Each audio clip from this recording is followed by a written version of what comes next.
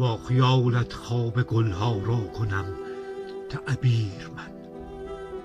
از به بالا تا به پا گیرم جهان را زیر من رسول آیه های باغ جانت گشتم. سرزنم بر خانه گلهای دامنگیر من. هرچه تقصیر است در اسفار خواب غنچگان، خونچکان از دل بگویم منشأ تقصیر من. با تو اقرار آورم بی رویت رویت نشد، تا شود از خواب گلهایت کنم تقریر من.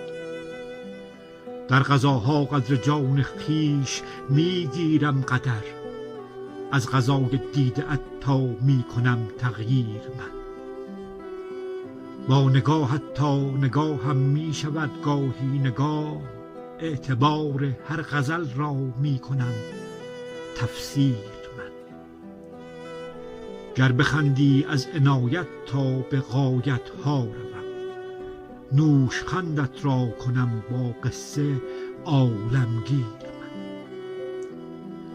شرح و بسط عقل و حسم را چو توقیرش کنی، هر مفسر را کنم در حیرت توقیر من. هر که از عقلش شود در ادعایت مدعی، شرح جبر و اختیارش را زنم زنجیر من. گر بیایی میروم عجز خودم را سر دهم، با تو از عجز تنم دل را کنم دلگیر من.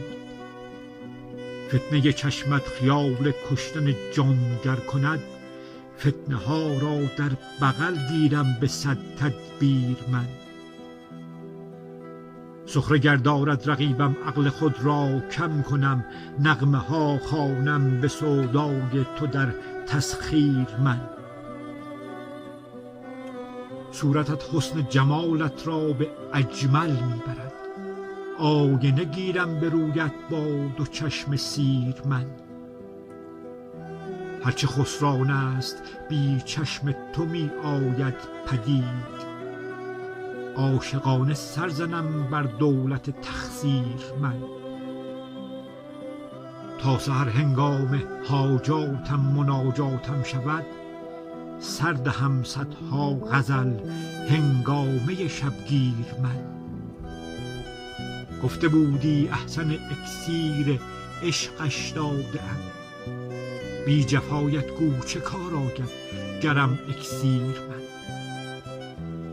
تا تویی در من از من میروم تا حسن تو، منم با تو منم چون تو منم برگیر من.